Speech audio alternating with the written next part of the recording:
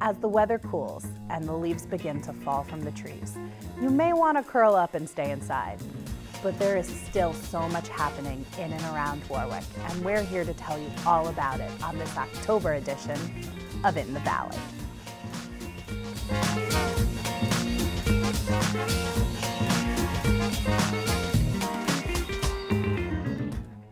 Hello everyone, and welcome back to In the Valley. I'm your host, Stephanie Keegan-Craver. If there is one thing Warwick is known for, it's apples. In fact, we love our apples so much, people come from all over to celebrate with us. Applefest is an amazing day in the Warwick Valley. This is a time where people from all over come to our town. Some oppose this day due to the overcrowding, but I like to look at Applefest and appreciate its value. This is Warwick's biggest event of the year, and it is very important for businesses. Applefest helps my business because there's a lot of exposure. There's a ton of people here. But a lot of people come by the booth, even if they don't buy something. I'm giving away business cards and a lot of interest in my work. Applefest helps businesses like mine because it helps get our name out there. We're from Morristown, New Jersey, so we're about an hour from here, so it helps us get popularity outside of our state and outside of my county. And this has great foot traffic, and it has a lot of people, a lot of lovely people. So it just really helps get our name out in areas that aren't near our home. Applefest brings a lot of business to small companies here in Warwick. It is vital to be out on the street showing off your company. But this isn't only a day for buying things. There's a lot to do, like carnival rides, mechanical bulls, and inflatable activities. That isn't all. There is music on every corner. Applefest is a great way to get your name out there as a musician.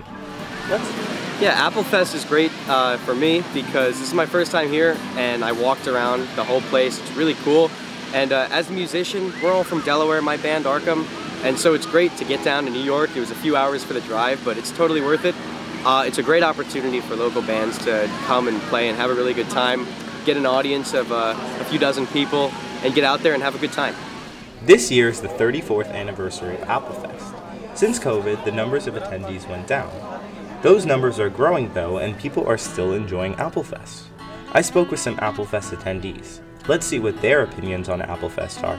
Favorite thing about Applefest is the variety of all of the different vendors, the beauty of the town, and just taking in all of the history.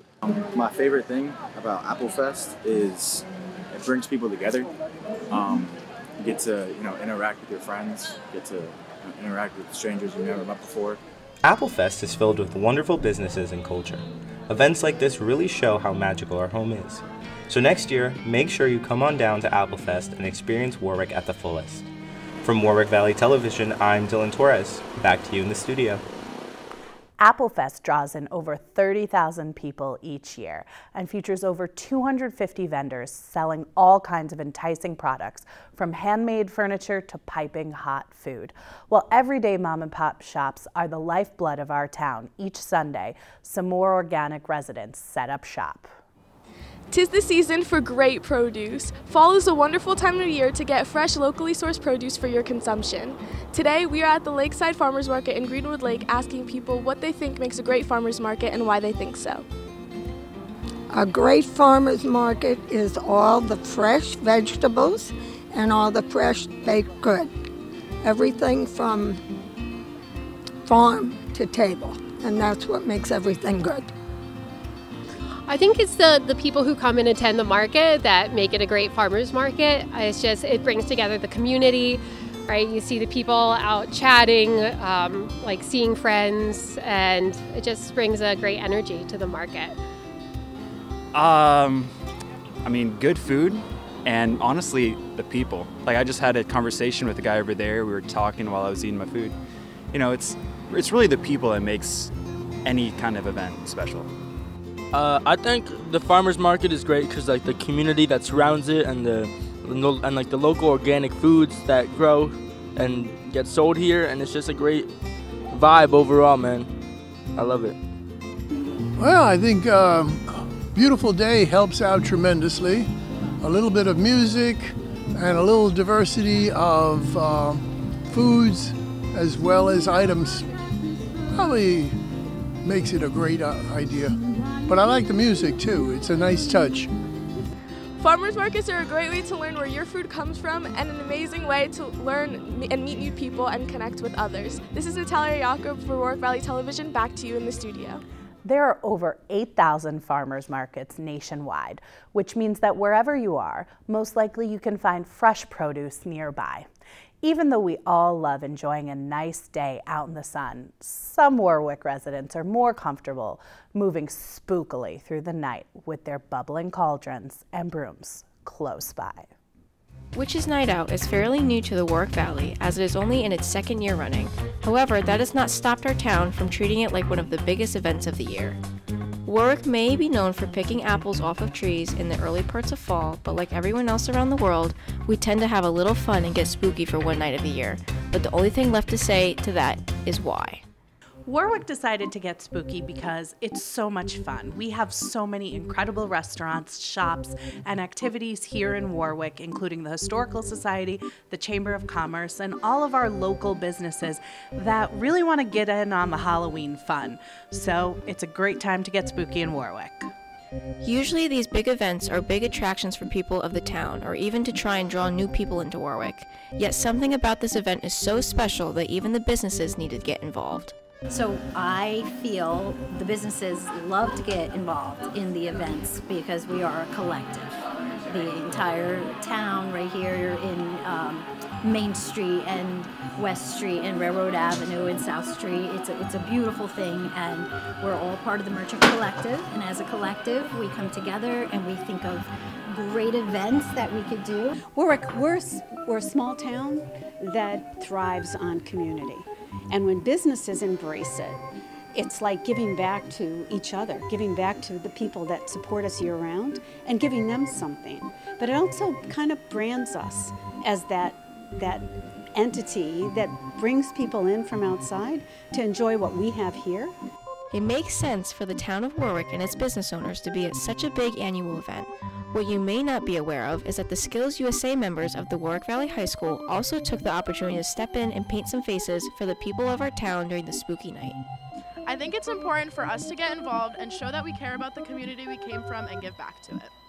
I think Skills USA is important because it helps students develop personal and professional skills, and it helps them get involved in the community. When the sun sets and the bats begin to fly, in the night, Warwick and its town truly just have figured out what it means to embrace the spooky season and all of its traditions.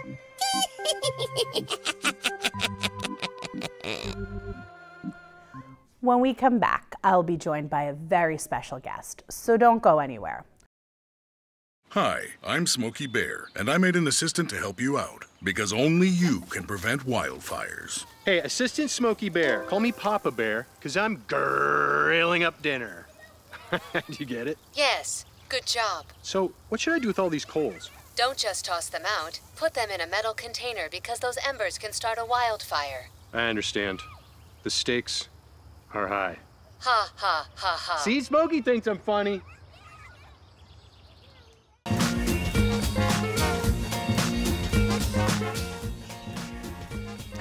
Welcome back to In the Valley. I'm Stephanie Keegan, and today I'm joined on set by Michelle Foster from 17 and Orchard. Thanks for joining us today. Of course. So, what brought you to making candles? Oh boy. I guess ever since I was a little girl, just being at the mall with my mom, you couldn't drag me out of a Bloomingdale's perfume section by my hair. I had to smell everything, and eventually we would land on some cheap Victoria's Secret fragrance. But ever since I was a little kid, I was just obsessed with fragrance. And then the pandemic happened, and I had so much time at home and was able to start experimenting. And yeah, I work in advertising now. I still have my day job, and was able to take a lot of that branding experience and pulling that into something that I really, really loved and was passionate about. So yeah, it was kind of my COVID baby. And what do you think would shock people most about making candles and that process? That you need a lot of paper towels. Oh. It's very messy. No, but on a more serious note, I've been finding a lot of the feedback that I get from the candle classes we've been doing is how easy it is. People don't realize it's very, very easy to make a candle. Anyone could do it. You could YouTube it. It's really simple. I think, you know, the hard part is really just staying dedicated to your business. But yeah, anyone could do it. And you've recently opened up a storefront on Railroad Avenue. What was the most exciting part about that journey? I mean, just the whole thing. Like, all of it is a dream come true. When I first started making candles, I figured this is for like my mom and my dad, and they'll really love it, and they think it's so cute. But yeah, bringing the whole brand to life through a brick and mortar and getting live customer feedback and excitement and just like sharing that passion with other people that really love fragrance is really great. And then, yeah, probably the next big thing is having all my friends involved too. Yeah. So we were doing a lot of pop-up events, and we've met so many incredible artists, and to involve them and put them on the shelves too is just, nothing's better. Yeah, it's a community. Yeah. It's really wonderful. So how long would you say is the candle making process? Because all of your products are handmade. Yeah. It depends on the product, really. Some of them you really get it right away, and others, like, there's things I'm still working on. Our Woodstock candle, for example, one of our fall scents, like, it literally took me like 4 years to nail down just with the right scent, and then even just finding the right size wick, and it has to match the vessel, and there's just so many different components that yeah, that could make it fail or be the best thing ever. So, and I know you're not supposed to choose, but do you have a favorite fragrance in your line? Do you have a favorite child? I do. In your product line. Okay. Your Calm candle is amazing. Yeah. Your Warwick candle is amazing. Yeah. Oh my gosh, it's really, really hard to choose. I would say, just for the season, I might have a soft spot for our Catskills candle. All year round, I love Flora. I think it's so underestimated, that figgy green scent there. It's, yeah, so good. Yeah, it's so good. And any special new holiday scents coming our way? I'm trying so hard to develop a 100% all essential oil line. So that's really exciting. I really want to have that out before the holidays. Otherwise, everyone can definitely look forward to having their Aspen back. And I will probably keep our Warwick candle in stock through the holidays. If I don't, I think someone might burn my place down. So, yeah. Well, Michelle, thank you so much for joining us today. When we come back, we will be taking a look at a new stylish business right here in Warwick. But first, take a look at our calendar so you know what's going on in the Valley.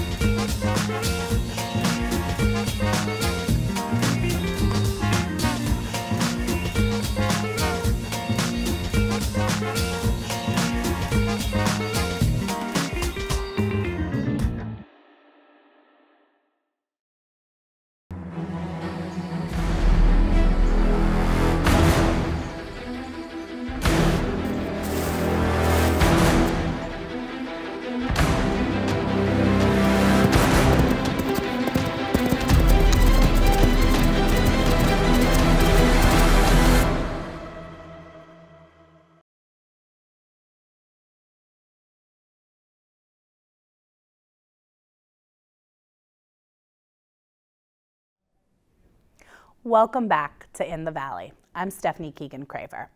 Nothing is more personal than someone's sense of style. But how do you stand out in a time where so much is mass-produced? Most people would go online. But what if there's a different way? In a day and age where so much of our shopping is done online and based on what everyone else is buying, it's hard to stick out. But luckily for the residents of Warwick, there is an in-person way to stick out right around the corner from Main Street, and it's called the Velvet Boutique. I would say I always loved fashion, and that was always my dream. I just when I got the opportunity to open a store and met my business partner Marta, who is a partner with me here at Velvet, and we found this beautiful spot here. We took on it. So this was always just something that I wanted to do. While for Nikki, this has always been a dream of hers, the employees of the Velvet Boutique love it for a different reason. But this is a very different store than the rest that are in town. There's a lot of color, a lot of funk. There's things for men and women. So I don't know, I kind of love that it's different and there's something for everyone. The environment here definitely ties into all of that, just kind of expressing yourself and, you know, sharing your own style and, yeah. The boutique has only been open for 5 months, and in that time, the store has attracted all kinds of customers with their eloquent and stylish clothing options. But why was Warwick the right place for this store? Warwick is a great community, a great destination for people from all over. I love to be part of it. I am involved with community, with the chamber, and I think that's the best spot. You know, I just feel like we all complement each other as a business. With the boutique being so new, a lot of customers don't know everything the store has to offer. But both Ioana and Helena know about one thing that customers should know about. We say it together. That There's men's. Men's clothing. The store offers a wide range of clothing, from simple business shirts to elaborate statement dresses. But with fashion being an ever-changing industry, it's hard to stay on top of the changing trends.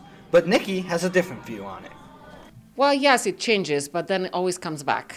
So I feel like I always like to buy something that I like. So yes, I go with the trend, but I do like something that I like, and I don't really care for the trend. So whether you're looking for a nice casual shirt or a statement piece to keep all the eyes on you, make sure you come down to check out Velvet Boutique at 7 West Street for all your stylish needs.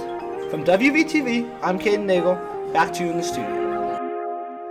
Velvet Boutique has been opened for 5 months now, and with each piece in the store being handpicked by owners Marta and Nikki from stores in New York City or imported from Europe, there is a ton of wonderful clothing to choose from.